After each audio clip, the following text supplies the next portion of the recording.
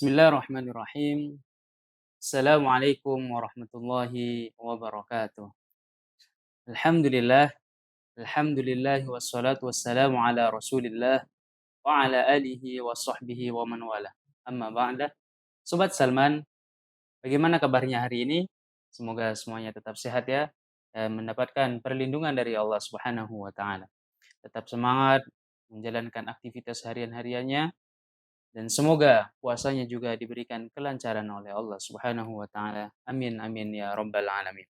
Sobat Salman, kembali lagi kita di rubrik Tanya Ustadz. Alhamdulillah saat ini sudah bersama kita narasumber kita yang insya Allah akan membantu menjawab pertanyaan-pertanyaan kita semuanya, yaitu Ustadz Andri Mulyadi. Mari kita sapa terlebih dahulu Ustadz Andri Mulyadi. Assalamualaikum Ustadz. Waalaikumsalam warahmatullah. Bagaimana kabarnya hari ini? Alhamdulillah, baik.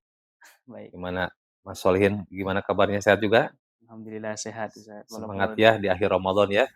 harus semangat Harus Ustaz. semangat Karena ya. 10 hari terakhir Ramadan harus mendapatkan barokah yang banyak nih Ustaz dari Iya. puasa nih Ustaz. Taharrau Lailatul Qadri ya. Nah, Sehari ada Lailatul Qadar ya. Baik, baik, gimana?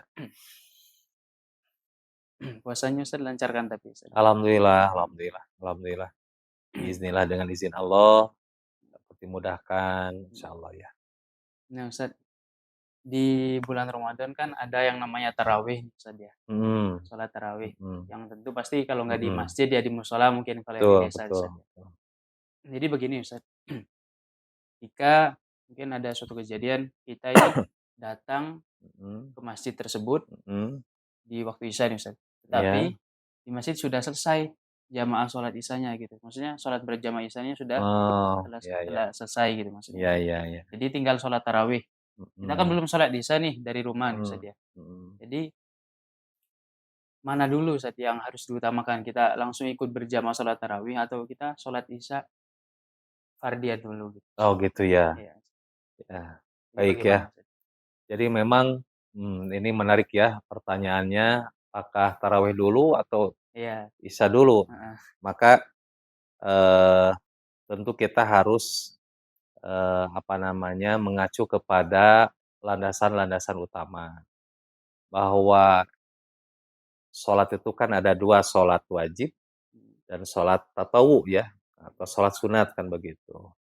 Nah, tentu sholat wajib ini, adalah merupakan perintah Allah yang, sesungguhnya itu harus dikerjakan sebagaimana hadis Rasulullah, "As-sholatu ala waktiha." Sholat itu adalah pada dasarnya pada waktunya. Apalagi Allah Subhanahu wa taala memberikan sebuah penjelasan yang sangat tegas kan gitu ya, bahwa "Innas sholata kanat 'alal mu'minina Mmm, kitaban mau mauquta." Jadi sesungguhnya sholat itu adalah merupakan, eee, bagian daripada ketetapan bagi seorang mukmin yang kitaban mauquta, yang waktu-waktunya sudah ditentukan. Nah, sekarang, eee, bagaimana, sholat, tarawih, kemudian sholat Isya, sholat tarawih karena sholat Isya udah ketinggalan nih sholat tarawih ini bagaimana kan Nah begitu iya ya? Ustaz.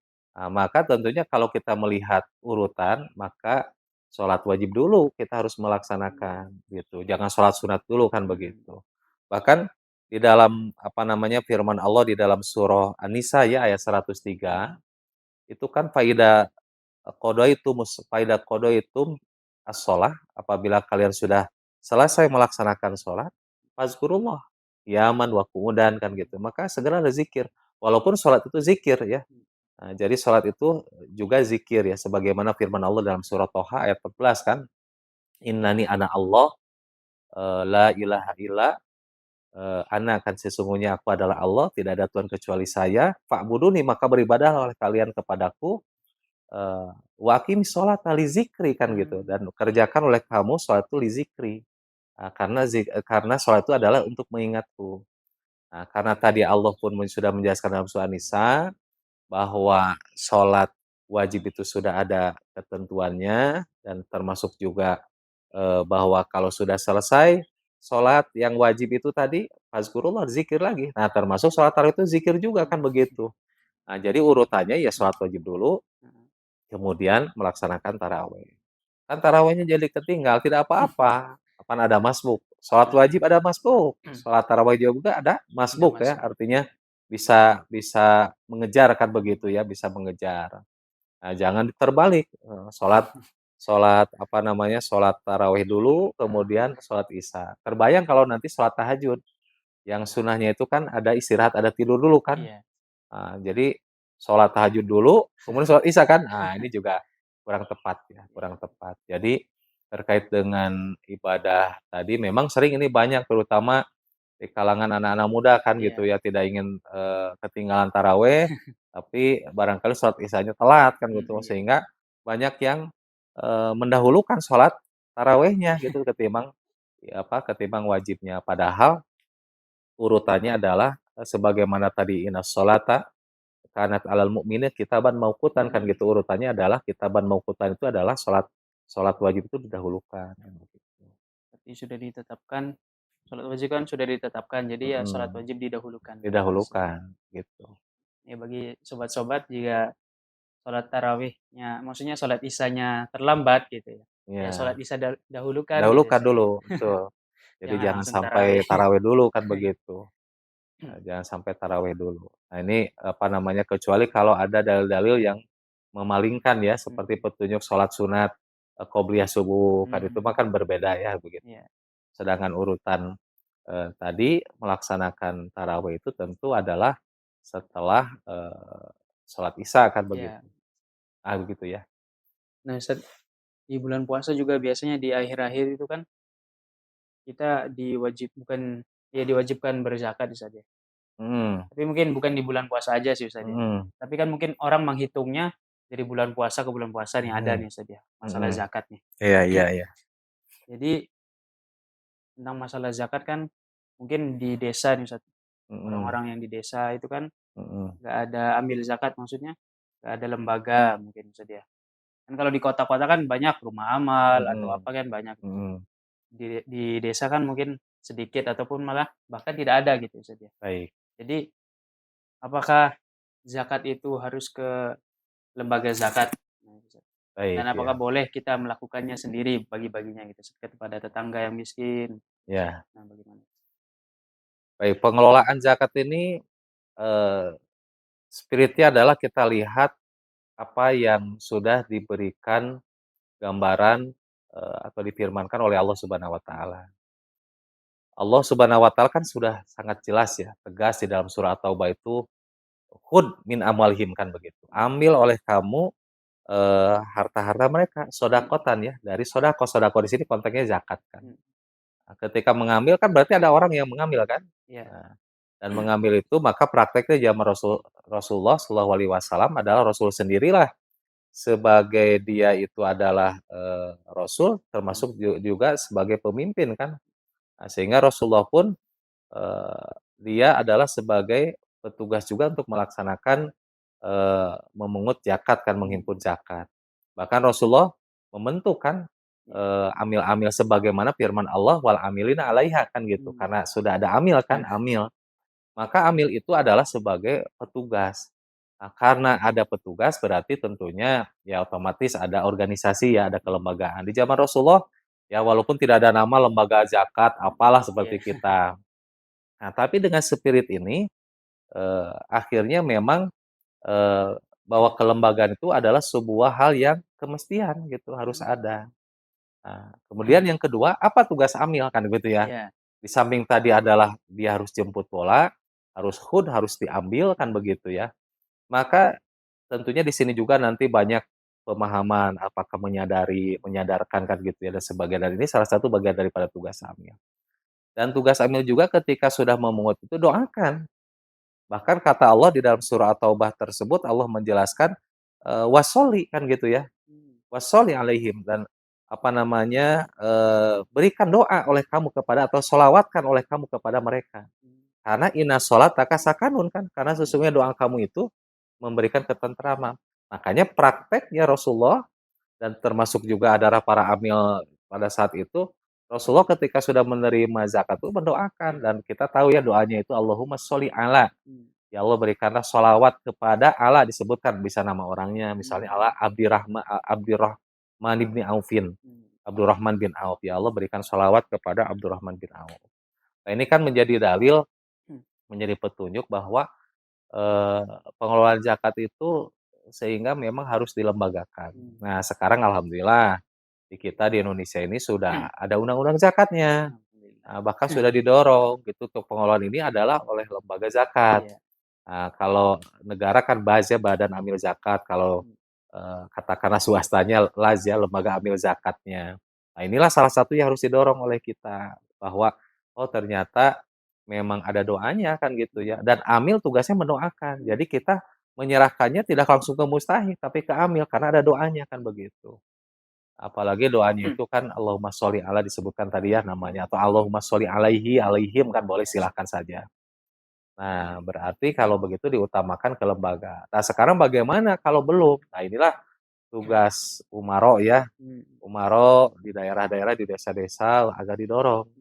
Makanya kan lembaga Badan Amil Zakat itu kan sampai ke kelurahan-kelurahan, ke Iya. desa-desa ada UPZ ya. Atau mungkin lembaga Amil Zakatnya harus ada ke daerah-daerah untuk membantu juga meringankan melaksanakan undang-undang perzakatan. Nah, jadi keutamaannya adalah ada doanya tadi di samping kita melaksanakan perintah Allah, yaitu ada ke Amil, dan kemudian Amil mendoakan ke kita dapat doa. Orang yang meluarkannya doanya tadi. Tapi Allah. kalau ke mustahik apa doanya? Terima kasih. Iya, terima kasih. Atau ada istilah JJK katanya, jazakumullah. Oh, JJ. JJK kan begitu. Maka sebaiknya ke lembaga zakat. Gitu. Dorong Jadi, kalau belum ada di desa, belum ada nah, zakatnya, dorong kita supaya ada lembaga zakat yang amanah tentunya ya, yang amanah. Sampai di zaman Rasul itu ada Lutbiyah ya. Lutbiyah itu Ibnu Lutbiyah ini diperintahkan Rasulullah untuk memungut zakat sebagai amil. Kemudian setelah dapat zakat ternyata orang itu memberikan hadiah. Nah, sampai oleh Rasulullah, apa ada min baiti abika au umika ayyuda amla. Kalau kamu duduk di orang tua kamu, kamu dapat hadiah atau tidak? Nah, ini juga hati-hati nih amil. Nah, jadi jangan sampai bisa jadi kan harusnya zakatnya sekian, sudah dihitung, ternyata supaya ringan, diperkecil ya, jadi diberi hadiah itu nggak boleh, itu nggak kan boleh. apa namanya ya, menyuap ya, bisa jadi. Makanya itu kata Nabi kan tegas itu, kalau kamu duduk diam ya, tinggal di orang tua, kamu dapat hadiah kayak begini atau tidak? Nah, kamu dapat hadiah itu karena tugas kamu. Nah, ini amil juga harus amanah. Makanya insya Allah adanya undang-undang zakat ini dalam rangka apa namanya supaya amil juga amanah. Makanya kita menyalurkan pun merasa tentram gitu ya. Nah, itu yang pertama sebetulnya. Yang kedua, kenapa ke lembaga zakat? Supaya di samping tadi menegakkan syariat ya. Yang kedua adalah, nah ini terkait dengan akhlak atau terkait dengan nilai-nilai ya. Supaya kita tidak tidak timbul rasa sum'ah ingin didengar, ria ya Iya, gitu ya, iya.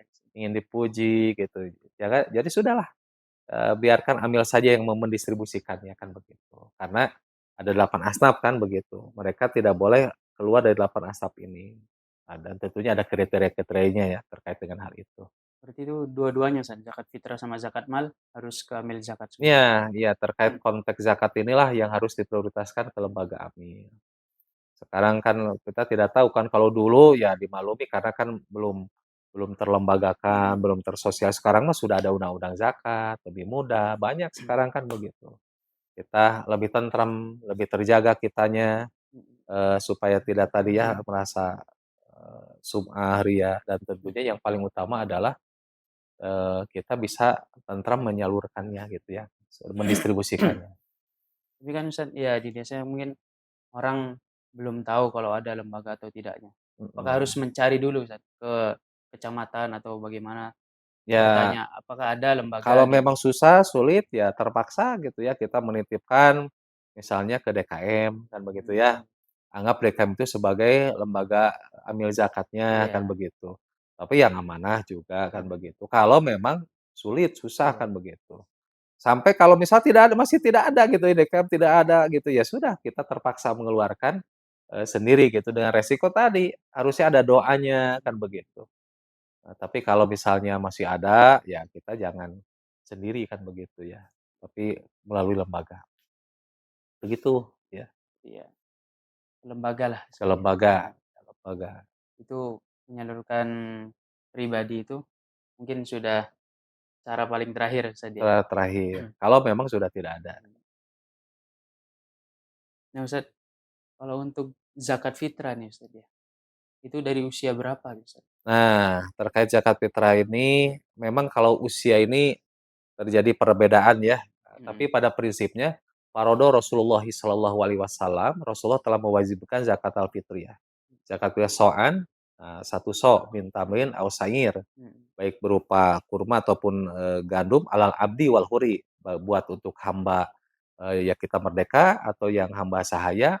Kemudian, wa zakar wal unsa, baik laki-laki ataupun perempuan. Wassogir wal kabir, baik mmm, anak-anak ataupun orang dewasa. Nah, kata asogir inilah yang, barangkali terjadi memang ada beberapa pendapat ya, yang paling masuk itu 2, ada yang, apa namanya, sogir ini dibatasi usianya, ada yang, kapan saja kan begitu. Apa namanya, tidak ada batasan. Nah, tapi muncul persoalan bagaimana dengan anak yang masih dalam kandungan, iya, seperti janin. Nah, ini juga terbagi kepada 2. Sebelum lahir, maka tidak ada kewajiban zakat, mhm, seperti memang dari ashab Syafi'iyah kan mhm, begitu. Nah, tapi kalau misalnya ada juga seperti pendapat Imam Ahmad kan gitu ya, dan termasuk Ibnu Qudamah dalam kitabnya, itu, boleh. Jadi minimal usia 4 bulan gitu ya, 4 mmm, bulan. Sebagaimana, berdasarkan dalil penciptaan manusia kan gitu ya, 4 bulan, apa namanya, 120 hari, mohon maaf ya, 120 mhm, hari. Jadi 4 bulan Allah ciptakan kan dari tetes mani, kemudian segumpal darah, kemudian sebentar, segumpal daging kan, sudah 120 hari, kemudian Allah tiupkan kan ruh. Nah iya, nah dari sanalah sudah terjadi proses penciptaan manusia dengan sempurna ya. Nah, maka di sana kata Imam Ahmad bahwa salah satu bagian dari dalil itu, maka kewajiban zakat fitrah itu adalah di usia 4 bulan bulan, atau 120 hari. Nah, sedangkan yang tadi adalah, tidak ada kewajiban mengeluarkan zakat fitrah seorang ibu sebelum kelahiran, kan mmm, begitu. Nah, maka kalau bagi kami gitu ya, lebih menenteramkan ya kita bersihkan ya begitu ya, kita bersihkan apa namanya, sebelum kelahiran juga dalam janin kan gitu ya. Karena, apa namanya, proses penciptaan dari Allah Subhanahu wa taala itu sudah mulai ya terjadi pembentukan. Nah, karena itu kata sogir itu memang terjadi ya perbedaan pendapat perbedaan, pendapat tadi. Tapi yang lebih menenteramkan ya kita sebaiknya ya sudah keluarkan saja gitu ya. Supaya kalaupun misalnya ini kan itu bisa, bisa dipahami sebagai kategori infak ya kalau misalnya ya, kita mhm, berkeyakinan itu tidak ada, ya sudah kategori infak saja. Tapi bagi kami itu mungkin kecenderungannya adalah kepada yang, apa namanya, usia 120 hari. Kan karena itu kan sudah "Alastu birabbikum" kan dalam surah, apa namanya, dalam firman Allah ya, mhm, "Apakah alastu birabbikum?" Qalu bala syahidna, kan begitu. Nah, itu kan ketika usia 120 hari iya, kan ketika ada perjanjian dengan Allah, begitu, ya.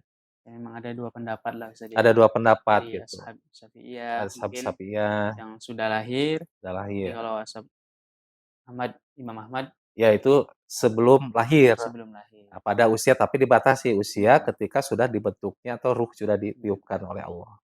Yang sudah menjadi segumpal darah mungkin Ustaz ya, Mhm, 120 hari kan iya, segitu Ustaz. iya betul. Ya buat sobat mungkin usia zakat ya segitu, zakat fitrah Ustaz ya. Insyaallah, insyaallah.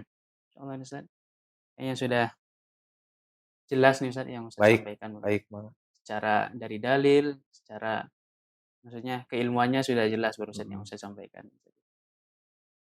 Ya baik. terima kasih nih Ustaz. Sama-sama, insyaallah mudah-mudahan bisa kita melaksanakannya di akhir Ramadan ini, zakat fitrahnya Iya, diselesaikan gitu ya. Kemudian kalau, apa namanya tadi, terkait dengan, eee, mengoptimalkan ya 10 terakhir juga ibadahnya lebih digiatkan, tarawihnya dituntaskan iya. gitu ya. Sholat Isya dulu baru tarawih kan begitu ya. Insyaallah, insyaallah.